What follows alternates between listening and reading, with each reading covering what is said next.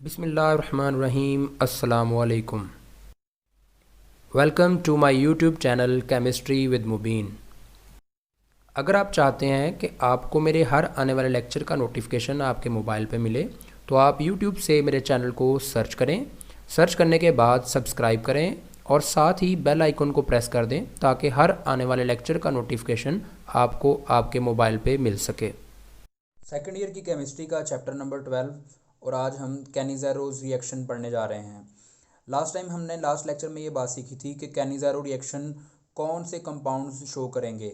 ऐसे कंपाउंड्स जिनमें alpha hydrogen absent होगी वो कंपाउंड्स कैनिज़ारो रिएक्शन शो करेंगे। उसकी एक एग्जांपल मैंने ये फॉर्मेल्डिहाइड लिख दिया। ये फंक्शनल ग्रुप मौजूद है, इसके साथ कोई भी कार्बन नहीं है, लिहाजा अल्फ़ा कार्बन एब्सेंट है। अगर अल्फ़ा कार्बन ही नहीं है तो अल्फ़ा हाइड्रोजन भी नहीं होगी। तो कैनिज़ारो रिएक्शन के अंदर डिस्प्रपोर्शनेशन रिएक्शन होता है। ये आप लोग पहले पढ़ चुके हैं। डिस्प्रपोर्शनेशन रिएक्शन हम उस रिएक्शन को बोलते हैं जिसमें एक ही कंपाउंड की ऑक्सीडेशन भी हो रही हो और उसी की रिडक्शन भी हो रही हो। कैसे होती है वो हम डिटेल से मैकेनिज्म के अंदर स्टडी करते हैं। इसके मैकेनिज्म को जब हम देखते हैं तो हमें पता चलता है कि एक बेस जो OH प्रोड्यूस करता है वो OH आकर इस कार्बन को इलेक्ट्रॉन ट्रांसफ़र करता है और कार्बन ये इलेक्ट्रॉन ऊपर ऑक्सीजन को ट्रांसफ़र कर देता है, जिसकी वजह से ऑक्सीजन पे नेगेटिव चार्ज आ जाता है और ये OH जो है वो इस कार्बन के साथ जुड़ जाता है।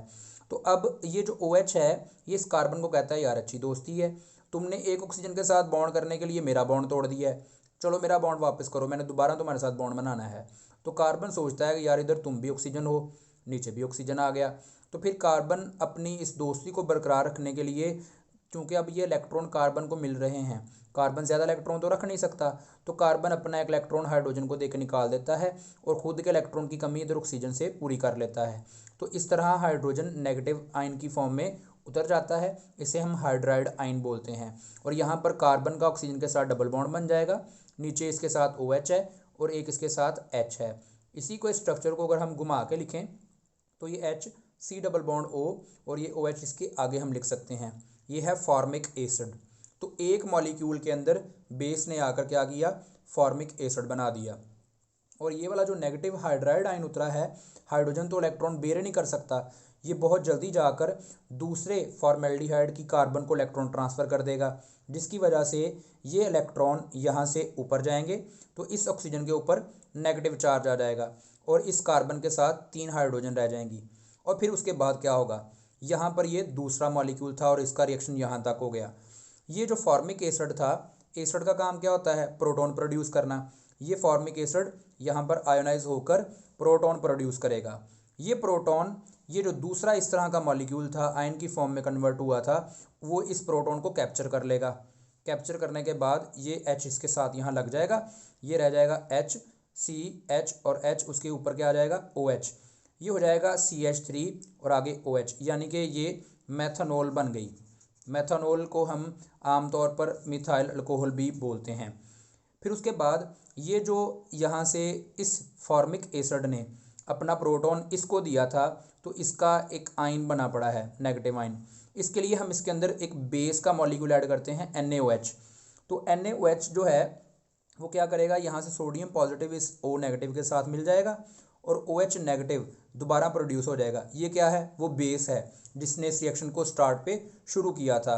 तो ये बेस जो है वो क्या करेगी, नेक्स्ट किसी दूसरे मॉलिक्यूल को स्पीड अप करेगी और उसका रिएक्शन जो है वो करवाएगी और यहाँ पर दूसरा कैनिज़ारो रिएक्शन होगा। दूसरे से मुराद यह है कि एक दो मॉलिक्यूल के दरमियान कैनिज़ारो रिएक्शन हो चुका है और नेक्स्ट दो मॉलिक्यूल्स के दरमियान कैनिज़ारो रिएक्शन करवाने का सबब बनेगा ये OH।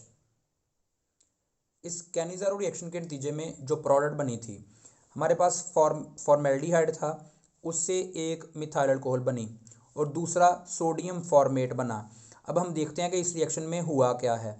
अगर हम गौर करते हैं तो हमें पता चलता है कि इस एक मॉलिक्यूल के अंदर एक कार्बन है, इसके अंदर भी एक कार्बन है, हाइड्रोजन इसमें 2 हैं, इसमें 3 हैं, ऑक्सीजन इसमें 1 है, इसमें भी 1 है और हाइड्रोजन जो है वो एक ऑक्सीजन के साथ भी अटैच है, यानी टोटल इसमें 4 हाइड्रोजन है। अगर हम गौर से देखें तो हमें पता चलता है कि एक मॉलिक्यूल अगर हाइड्रोजन गेन करे तो ये बन जाएगा, यानी कि गेन ऑफ हाइड्रोजन क्या होता है, ऑक्सीडेशन होती है या reduction. Gain of oxygen oxidation होता है, गेन ऑफ हाइड्रोजन रिडक्शन होता है। यानी कि एक जो है वो फॉर्मेल्डिहाइड का मॉलिक्यूल रिड्यूस होकर रिडक्शन शो करके अल्कोहल बना देगा। और दूसरा मॉलिक्यूल जो है, अगर हम गौर करें, एक मॉलिक्यूल में 2 हाइड्रोजन है, इसके अंदर तो हाइड्रोजन 1 है, एक मॉलिक्यूल के अंदर 1 ऑक्सीजन है, इसके अंदर तो 2 हैं। मतलब यहाँ पर क्या हुआ है, यहाँ पर हुआ है गेन ऑफ ऑक्सीजन, और गेन ऑफ ऑक्सीजन क्या होता है, ऑक्सीडेशन। तो दूसरा जो मॉलिक्यूल है उसने ऑक्सीडेशन शो की और वो क्या बन गया, साल्ट बन गया, साल्ट ऑफ कार्बोक्सिलिक एसिड। अब यहाँ से जो इम्पोर्टेंट एमडी कैट के लिए एमसीक्यूज बन सकता है वो ये बन सकता है कि जो कैनिज़ेरो रिएक्शन है, कैनिज़ेरो रिएक्शन के अंदर ऑक्सीडाइज्ड प्रोडक्ट क्या है, ऑक्सीडाइज्ड प्रोडक्ट। ऑक्सीडाइज्ड प्रोडक्ट का मतलब है ऑक्सीडेशन होने के बाद जो प्रोडक्ट बनी है, तो वो क्या है, वो है salt, salt of carboxylic acid, carboxylic acid का साल्ट, ये है ऑक्सीडाइज्ड प्रोडक्ट। एक एमसीक्यू ये हो जाएगा। दूसरा, रिड्यूस्ड प्रोडक्ट कौन सी है, रिड्यूस्ड प्रोडक्ट का मतलब है जो रिडक्शन के बाद बनी है। रिड्यूस्ड प्रोडक्ट कौन सी है, वो है अल्कोहल, जो मैंने ऊपर लिख दी है। तो इस टॉपिक से ये 2 इम्पॉर्टेंट जो हैं वो एमसीक्यूज़ हैं, जो कि बहुत ज़्यादा इंपॉर्टेंट है। बाकी मैंने आपको इसका मैकेनिज़्म शो कर दिया है। जैसे हमने इस फॉर्मेल्डिहाइड का मैकेनिज़्म देखा है, वैसे ही एक दूसरा स्ट्रक्चर है जिसका नाम है बेंज़ेल्डिहाइड। तो वैसे ही उसका भी मैकेनिज़्म होगा। फॉर्मेल्डिहाइड के अंदर ये दोनों तरफ हाइड्रोजन है, और एक हाइड्रोजन यहाँ से उतर जाती है, एक हाइड्रोजन वैसे ही रिटेन रहती है। ऐसे ही जब हम बेंज़ेल्डिहाइड का मैकेनिज़्म लिखेंगे, ये वाली जो वो हाइड्रोजन है जो एंड पे वैसे ही रहती है, वहाँ पर ये बेंजीन रिंग है, वैसे ही रिटेन करेगा। अगर आप कहेंगे तो मैं आपको इसका मैकेनिज़्म भी समझा दूंगा। बाकी हम नेक्स्ट लेक्चर में कवर करेंगे। इस लेक्चर में इतना ही। Thank you for listening. अगर कोई क्वेश्चन हो तो लाजमी पूछिएगा। अल्लाह हाफिज़।